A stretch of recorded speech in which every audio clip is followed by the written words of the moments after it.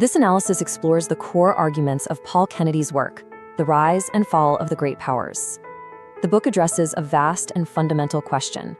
What forces have caused the rise and fall of the major international powers over the past 5 centuries? It seeks to understand why certain nations achieve a position of dominance, only to later see that position erode and be surpassed by others. The inquiry is not merely a chronicle of empires won and lost, but a deeper investigation into the mechanics of national and international power, spanning the period from the Renaissance to the late 20th century. The central problem the book confronts is the persistent, dynamic relationship between a nation's economic foundation and its military or strategic standing. It examines how the great powers from Ming China and Ottoman Turkey in 1500 to the superpowers of the Cold War have managed or failed to manage the crucial balance between their wealth and their military strength. The argument is that long-term shifts in the global economic balance are the most significant drivers of change in the political and military landscape. The rise of a new great power or the decline of an old one is therefore not primarily the result of battlefield victories or strokes of diplomatic genius, but rather the consequence of slower, deeper transformations in productive capacity and technological innovation unfolding over decades. The core task is to trace this linkage across half a millennium of global history. This work was written in the mid-1980s, a period marked by intense public debate about the state of American power. There was a widespread perception of a relative decline in the United States' global position, contrasted with the extraordinary economic growth of Japan and the increasing integration of Western Europe. Simultaneously, the Soviet Union, while appearing as a formidable military superpower, was showing clear signs of economic stagnation. The book, therefore, entered into a live conversation about the future of the international order. Its aim was to provide a broad, historical perspective on these contemporary anxieties. It sought to demonstrate that the phenomenon of a leading power facing relative decline was not a unique or unprecedented event in American history, but a recurring pattern that had affected every dominant power in the modern era, from Habsburg Spain to Victorian Britain.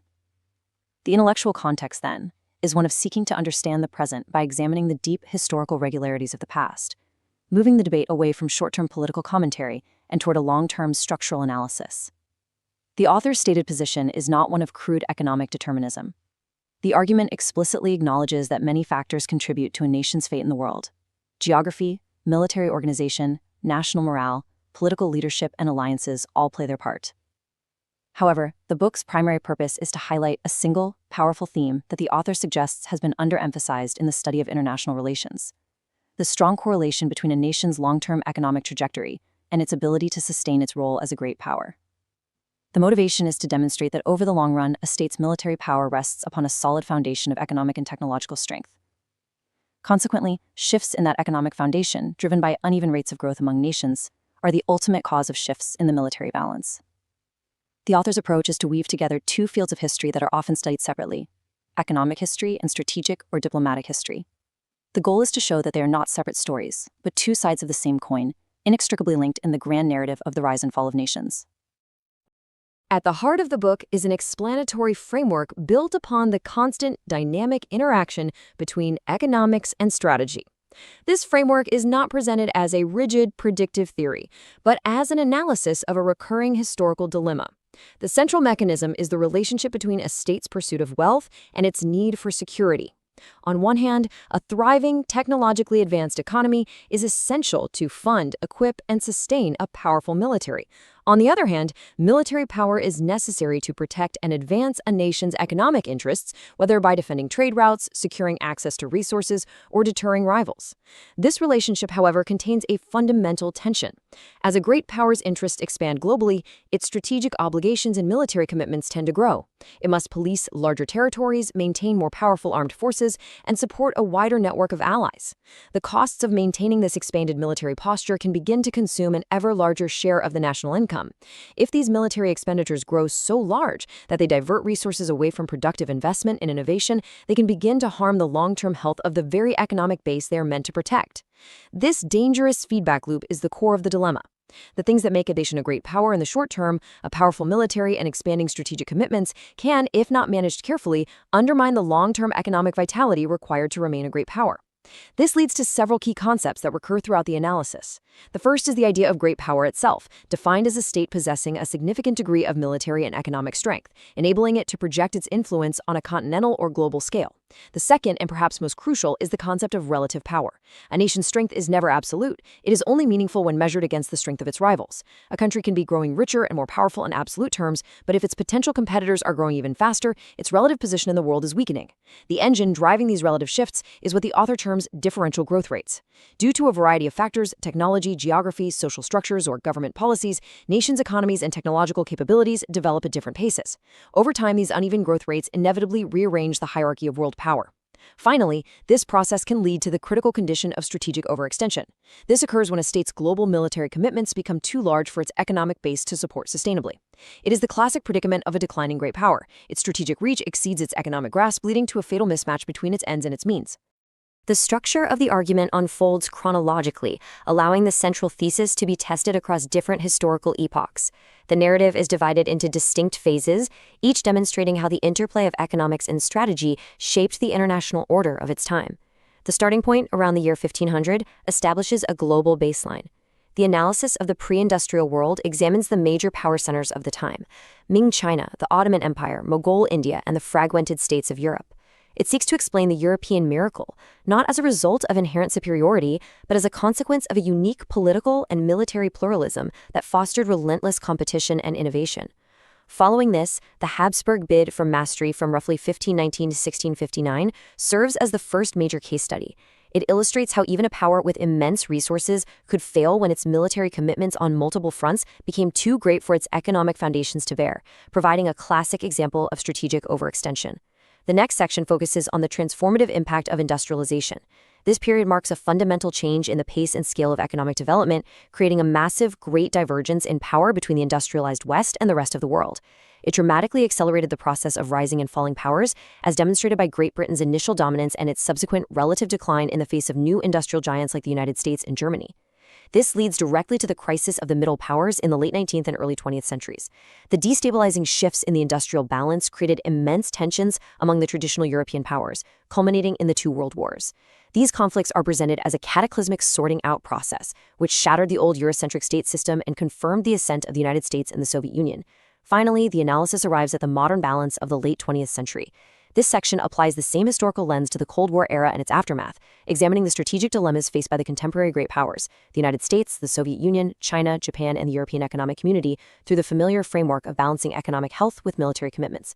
This chronological structure allows the book to demonstrate the enduring relevance of its core argument across 500 years of profound technological, political, and economic change. Let's now explore the core argument in greater detail. The entire analysis rests on a few foundational ideas concerning the relationship between national wealth, military strength, and the competitive nature of the international state system. It's a dynamic and often paradoxical relationship. The book's central thesis asserts a direct and powerful connection between a nation's long-term economic performance and its standing as a great power. Military strength is not a self-sufficient attribute. It is fundamentally dependent on a robust and technologically advanced economic base. In an anarchic world of competing states, security does not come for free. Nations must allocate a portion of their resources to provide for their own defense. A state's ability to build and sustain a powerful military, to fund large armies, construct advanced navies, and develop new weaponry is therefore contingent upon its having a healthy and innovative economy. But this is not a static condition. The economic foundations of power are in constant flux. Technological breakthroughs, changes in industrial organization, and shifts in global trade patterns ensure that the global distribution of wealth and productive capacity is always changing. Critically, these changes occur at different rates in different nations. It is these differential growth rates that are the true engine of historical change in the international system. A nation whose economy and technological base are growing faster than its rivals will find it progressively easier to afford a larger military and to expand its strategic influence. Conversely, a great power whose share of the world's economic output is shrinking will find it increasingly difficult to maintain its existing strategic commitments, let alone expand them. There is often a significant lag time in this process. A nation can remain a dominant military power for some time after its economic base has begun to erode. But over the long run, a significant divergence between a country's military commitments and its underlying economic strength is unsustainable. Sooner or later, the realities of the economic balance will assert themselves upon the military balance. This quote from the 17th century Austrian writer Philipp von Horneck introduces the vital concept of relativity. In the international system, power is never an absolute quantity. It is always a relative measure. A nation's strength cannot be assessed in isolation. It only has meaning in direct comparison to the strength of its rivals. This principle is demonstrated repeatedly throughout history. For instance, the Dutch Republic in the mid-18th century possessed more ships, more trade, and more capital in absolute terms than it had during its golden age a century earlier. By any internal measure, it was wealthier. Yet, its status as a great power had drastically diminished. The reason was that its neighbors, particularly Great Britain and France, had grown their economies, populations, and military capacities at a much faster rate. The Dutch had become relatively weaker, and in the competitive world of European politics, relativity was what mattered. A similar dynamic applied to France before the First World War. Between 1850 and 1914, the French economy grew, its industries expanded, and its military became more powerful in absolute terms. However, this was cold comfort, because during the same period, the newly unified German Empire was undergoing an industrial revolution of explosive speed and scale. Germany's population growth, steel production, and technological innovation were all outpacing France's at a startling rate. France's relative position was deteriorating rapidly, creating a severe security dilemma that shaped its foreign policy. A nation's power is therefore not defined by its own internal progress, but by its standing in relation to its competitors. It is this constant, shifting relative balance, driven by the uneven tides of economic and technological change, that creates the instability and dynamism of the international system. To see how this dynamic first took shape, the analysis begins at the dawn of the modern era, around the year 1500. This requires an examination of the global balance of power at the time and an exploration of the unique conditions that led to what has been termed the European miracle, the unlikely ascent of the West to global dominance. An observer surveying the globe in 1500 would likely not have predicted Europe's future supremacy. Other civilizations appeared far more impressive. The Ming Dynasty in China was the largest, most populous, and most technologically sophisticated polity on Earth. The Ottoman Empire was a formidable and expanding military power, controlling vast territories from the Balkans to North Africa. In India, the Mughal Empire possessed enormous wealth and manpower. These great Eastern empires shared certain characteristics. They were vast, unified, and centrally administered. A single imperial authority governed huge land masses, maintaining a degree of stability and cultural cohesion. In stark contrast, Europe was a politically fragmented continent. It was a chaotic patchwork of competing kingdoms, duchies, principalities, and city-states. Far from being unified, it was characterized by endemic political disunity and near-constant warfare among its constituent parts. While the monolithic empires of the East enjoyed relative internal stability under a single ruler, Europe was defined by its pluralism and the relentless rivalry that this pluralism engendered. What might have appeared to be a critical weakness, its lack of unity, would paradoxically prove to be Europe's greatest long-term strength. The very fragmentation of the European system created the conditions for a unique and dynamic form of competition that would ultimately propel it ahead of its more centralized and conservative rivals. The European miracle, then, was not the result of any inherent intellectual or cultural superiority. It was, rather, a product of the continent's unique political and military geography. Because Europe was never successfully unified under a single imperial authority, no one power could enforce orthodoxy or suppress new developments across the entire region. If a monarch or prince was hostile to a new invention or a new economic practice, its proponents could simply move to a neighboring state and seek a more receptive patron.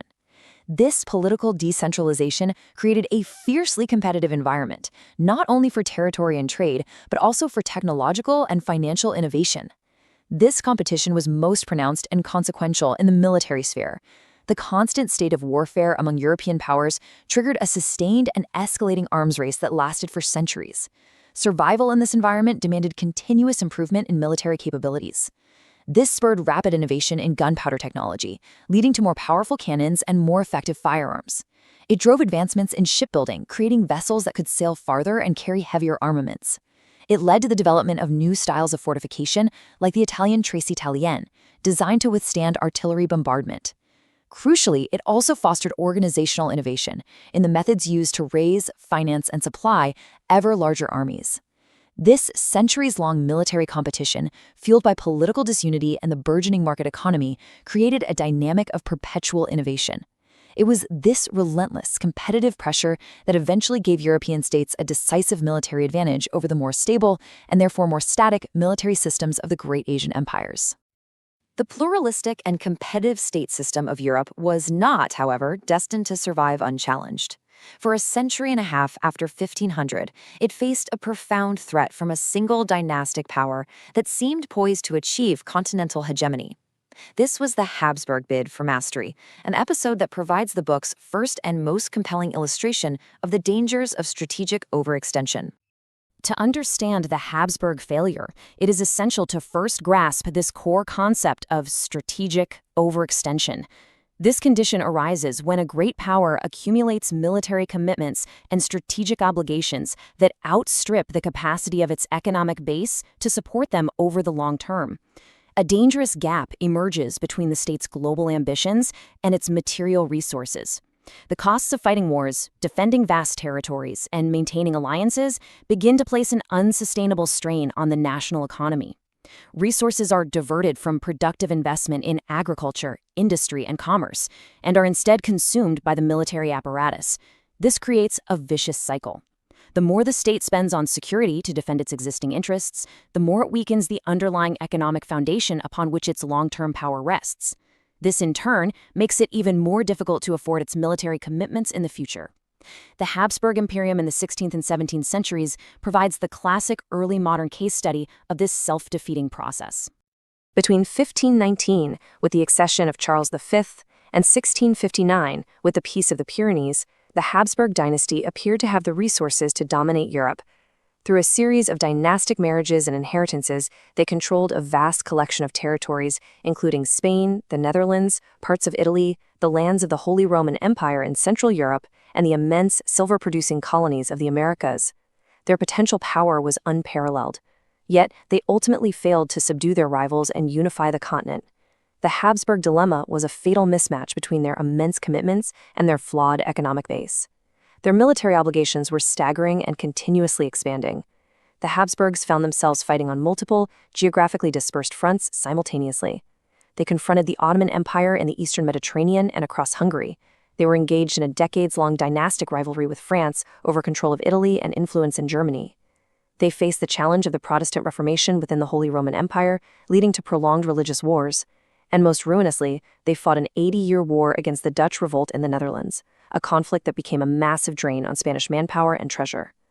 The cost of sustaining this multi-front warfare was immense, especially as the military revolution of the era made armies larger, fortifications more complex, and war in general far more expensive. At the very same time, the economic foundation meant to support this effort was stagnating and weakening. The Spanish heartland of Castile was crippled by excessive taxation that fell disproportionately on peasants and merchants, stifling agriculture and commerce. The massive influx of silver from the New World, while seemingly a great advantage, fueled inflation and allowed the crown to neglect the development of domestic industries. Most of the silver was already promised to foreign bankers to cover past debts before it even arrived in Seville. The Habsburg monarchs were perpetually in debt, forced to declare state bankruptcy on multiple occasions. As the author states, the Habsburg Empire became militarily top-heavy for their weakening economic base. In the end, a broad coalition of their rivals, including France, the Dutch Republic, Sweden, and eventually England, was able to contain, exhaust, and ultimately defeat the Habsburg war machine, ensuring the survival of Europe's competitive, pluralistic state system. Following the age of Habsburg dominance, the next great shift in the global balance of power was driven by a force far more transformative than dynastic ambition. Starting in the late 18th century, the Industrial Revolution would fundamentally rewrite the rules of international power, creating a profound and lasting gap between the West and the rest of the world, an event now often referred to as the Great Divergence. The Industrial Revolution began in Great Britain, a confluence of favorable geography, ample resources like coal and iron, a stable political system, and a culture of commercial innovation. This gave Britain a significant head start over all other nations. By 1830, the United Kingdom had established a commanding lead in global manufacturing. Its factories, powered by steam engines, were producing textiles, iron, and machinery on a scale previously unimaginable. This unprecedented economic power translated directly and immediately into strategic dominance. The Royal Navy, itself a product of British industry and funded by the City of London's financial markets, patrolled the world's oceans, securing trade routes and protecting a rapidly expanding colonial empire. For several decades in the mid-19th century, Britain enjoyed a period of global hegemony, a Pax Britannica. It served as the world's workshop, its primary banker, and its de facto maritime policeman. This position was a direct consequence of its status as the first industrial nation, serving as a powerful illustration of the book's thesis linking productive economic resources to national power. However, the logic of relative power is relentless. By the turn of the 20th century, just 70 years later, the global industrial landscape had been completely transformed. While Britain's own industrial output had continued to grow in absolute terms, its relative share of world manufacturing had declined precipitously. The technologies of industrialization had diffused across the world, and new industrial giants had emerged. The United States, leveraging its vast continental scale, immense natural resources, and a focus on mass production, had surged into the position of the world's leading industrial power. In Europe, the newly unified German Empire underwent a period of explosive industrialization, overtaking Britain in key modern sectors such as steel, chemicals, and electrical engineering. This dramatic shift demonstrates the dynamic nature of power. Even at the zenith of its imperial glory, the underlying economic foundations of British dominance were being eroded by the faster growth of its rivals. This uneven pace of industrial development was fundamentally rearranging the global hierarchy of power, creating new tensions and rivalries that would define the coming century. The global consequences of the industrial age were profound. The economic and technological gap between the industrialized nations of the West and the non-industrialized societies of Asia and Africa widened into a massive chasm. For centuries, the military balance on land between European and Asian powers had been relatively close. But the Industrial Revolution shattered this parity. Armed with new technologies such as steam-powered gunboats, railways for rapid troop deployment, the telegraph for instantaneous communication, and mass-produced weaponry like the machine gun and modern artillery, the industrialized nations could now project their power across the globe with unprecedented effectiveness. This led to what the author terms the eclipse of the non-European world. Great and ancient civilizations such as Qing China and Mughal India, which had been economic peers of Europe as recently as 1750, now found themselves unable to resist Western military force and economic penetration. The 19th century thus became the high watermark of European imperialism, a direct result of the immense power imbalance created by the Industrial Great Divergence. This radical reshaping of the global economic order did not and could not occur peacefully. The differential rates of industrialization created enormous strains and instability, particularly within the traditional European state system. This period led to what is described as the crisis of the middle powers, a series of escalating conflicts that ultimately destroyed the old Eurocentric world and gave birth to a new bipolar order dominated by two extra-European giants. This timeline charts the violent and rapid transition that took place over a period of roughly 50 years. The traditional great powers of 19th century Europe, Great Britain, France, Germany, Austria-Hungary, and Russia, found themselves caught in a perilous strategic trap. They were middle powers, in a new sense, caught between their own shifting relative positions and squeezed by the rise of two immense peripheral powers, the United States and the Russian Empire, which operated on a continental scale. Some of the old powers, like Britain and France, were in relative decline, struggling to manage vast global empires with industrial bases that were no longer preeminent. Others, most notably Germany, were rapidly rising powers, feeling that their new industrial might entitled them to a greater share of global influence, a place in the sun. As the relative power of these states shifted, it created intense anxieties, ambitions, and rivalries, which led to the formation of rigid alliance blocks and a massive arms race. This deeply unstable international system eventually detonated in the summer of 1914. The subsequent 3 decades of total war, economic depression, and renewed conflict would function as a violent furnace, melting down the old European order and forging a new, bipolar world in its place. When war broke out in 1914, it was not the short, decisive conflict many had expected. It quickly devolved into a brutal war of attrition, a total war that tested the full industrial, financial, and demographic capacity of the belligerent nations. In such a conflict, the underlying material foundations of power became paramount. This table shows the industrial potential of the two main alliances at the outset.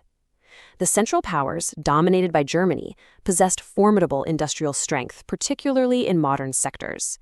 However, the Allied powers, initially Great Britain, France, and Russia, collectively had a larger national income, greater financial resources, and, thanks to British sea power, access to global markets and materials. Over time, as the war ground on, the deeper economic staying power of the Allies began to tell. When the United States, the world's largest industrial economy, finally entered the conflict in 1917, the economic scales tipped decisively. The First World War became a contest of production lines and national treasuries as much as of armies in the field. Victory ultimately went to the coalition that possessed the stronger and more resilient economic base, providing a stark confirmation of the book's central argument. The 30-year period of crisis from 1914 to 1945 marked the violent end of the European-dominated world order. The First World War bled the middle powers of Europe of their wealth and manpower, leaving them financially exhausted and politically fragile. The unstable peace of the 1920s collapsed into the Great Depression of the 1930s, which further weakened the democracies and fueled the rise of aggressive, revisionist regimes in Germany, Italy, and Japan. This led directly to the Second World War, a conflict of even greater scale and destruction. This second global cataclysm completed the process. By its conclusion in 1945, the traditional great powers of Europe were shattered. Germany and Japan were defeated and occupied. Great Britain was victorious but effectively bankrupt. France was liberated but profoundly weakened. Into the resulting power vacuum stepped the two states whose vast geographical size, immense natural resources, and massive industrial capacity placed them in a league of their own, the United States and the Soviet Union. The Eurocentric state system that had shaped world affairs for 4 centuries was gone, replaced by a new bipolar system defined by the rivalry of these two superpowers. In its final part, the book applies its historical framework to the contemporary world of the late 20th century. The same analytical lens used to examine the rise of Britain or the fall of the Habsburgs is now turned to the Cold War and its emerging multipolar dynamics, exploring the relationship between strategy and economics in the modern era. For several decades after 1945, the international system seemed to be a stable bipolar contest between the United States and the Soviet Union. Their military rivalry defined global politics. However, beneath this surface of strategic bipolarity, the deeper tides of economic change continued to flow, driven by differential growth rates. This led to what the author calls the fissuring of the bipolar world. By 1980, the global distribution of economic power no longer mirrored the bipolar military reality. As this chart of gross world product illustrates, significant new centers of economic power had emerged. The collective economy of the European Economic Community rivaled that of the United States and far surpassed the Soviet Union's. Japan, rising from the ashes of war, had experienced an economic miracle, becoming a technological and manufacturing powerhouse. And China was just beginning the economic reforms that would launch its own stunning ascent. While the United States and the Soviet Union remained the only true military superpowers, the world had become economically multipolar. This created a growing and potentially unstable mismatch between the military order and the economic order. This new, multipolar economic reality presented each of the world's major power centers with its own unique and difficult challenge in aligning its strategic ends with its economic means. For the Soviet Union, the problem was acute. It was a textbook case of strategic overextension, attempting to maintain a first-rate global military machine, complete with a massive nuclear arsenal, a blue-water navy, and vast conventional forces, on the foundation of a stagnant, inefficient, and technologically lagging second-rate economy. The immense burden of military spending was crippling its long-term productive capacity. The United States faced a different challenge, described as the problem of number 1 in relative decline. While it remained the world's largest economy and preeminent military power, its share of global production and wealth had steadily shrunk since the immediate post-war years. Yet its global military commitments, forged at the height of its power, had not. This raised the persistent question of whether the U.S. was also heading toward a form of imperial overstretch. Japan presented the opposite dilemma. It was an economic superpower, but had not translated its immense industrial and financial strength into a corresponding strategic or political role on the world stage. The European Economic Community was similarly an economic giant, but its lack of political unity and a cohesive foreign policy prevented it from acting as a coherent great power. Finally, China was the great emerging power, facing the monumental task of modernizing its enormous economy and population while maintaining political stability. Each of these players faced a version of the same historical dilemma: how to create and maintain a sustainable balance between their economic base and their strategic posture in a constantly changing world. This quote encapsulates the book's central overarching message. The international system is not a static structure. It is in a state of perpetual, dynamic flux. This constant change is not random or chaotic. It is driven by deep, structural forces, primarily the uneven, differential rates of technological innovation and economic growth across nations. Over time, these shifts in the material foundations of power inevitably lead to changes in the political and military balances. In a competitive state system, this process is relentless and unavoidable. The author argues that it is a profound error of statesmanship, a dangerous folly for the leaders of any nation to assume that the current distribution of global power is permanent or that the balance will ever cease to shift. The book's analysis concludes not with a specific prediction for the future, but with this powerful declarative statement.